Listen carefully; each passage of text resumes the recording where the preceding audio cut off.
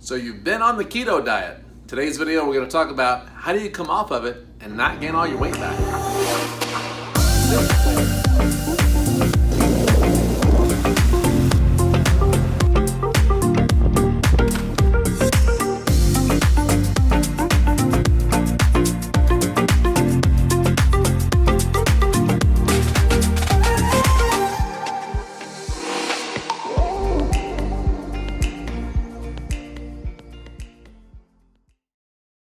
Hey folks, Dr. Barton here with Peak Performance Spine and Sports Medicine. We get a lot of discussions about dieting and losing weight. It does have an influence on our backs and our joints, knees, hips, that type of thing.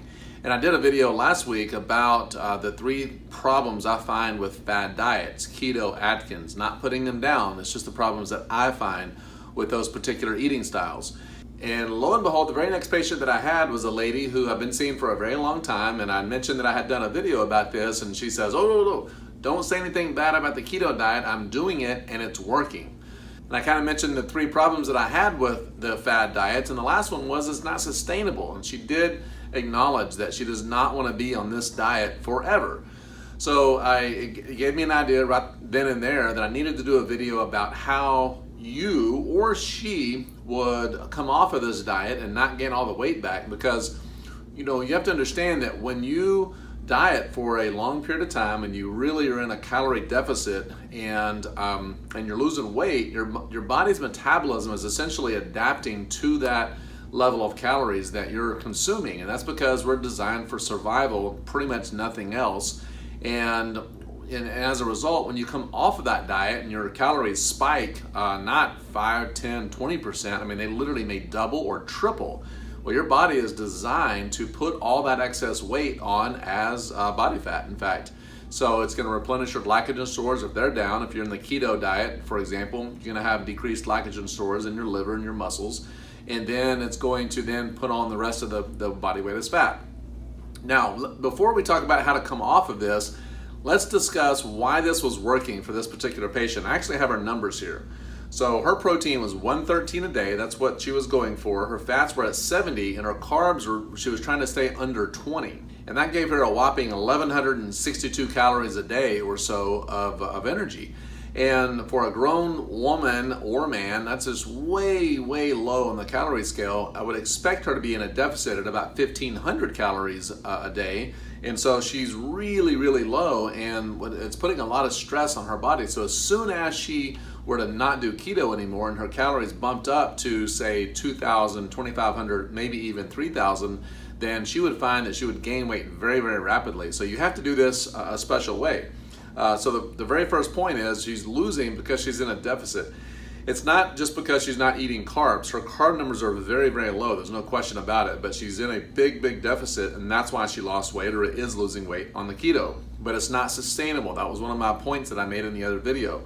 You cannot sustain 1,162 calories a day and continue to lose weight. You will actually find a happy medium with your metabolism at some point, and you'll just stop losing. So here's what her numbers should be. We want to keep our fat to between 20 and 30% of our daily calorie intake. And if we were to kind of calibrate her numbers, this is what they would look like.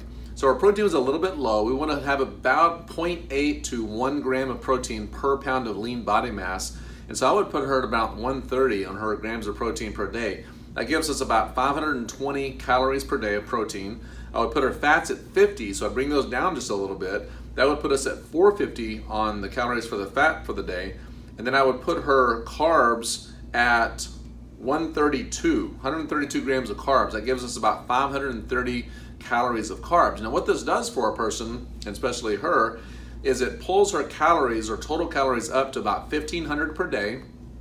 And then what you do is you see what your body does with that. If you do that consistently for about a week and you notice that you're still dropping in terms of weight, then you're in a deficit at those calories. But it's a much milder deficit, and you're not going to be so stressful on the body. You can then do refeed days. I'll do another video about refeed, but a refeed day is when you bump up the calories just a little bit for 1 or 2 days in a row, and it just gives your body a little bit of a rest on the deficit, and it allows you to actually make progress with regard to losing the weight. So what you do to come off of a keto diet or an Atkins diet is you would look at the macros that you've been doing, and she admittedly was tracking macros because she knew she needed 113 and she knew that she needed under 20 to stay in ketosis for her carbs. But again, not real convenient, because if you went to any restaurant, she's very limited on what she can have. Not necessary, because if you redid the macros and were at about 1,500 in terms of your calories instead of 1,162, then you would find that you would still be losing weight.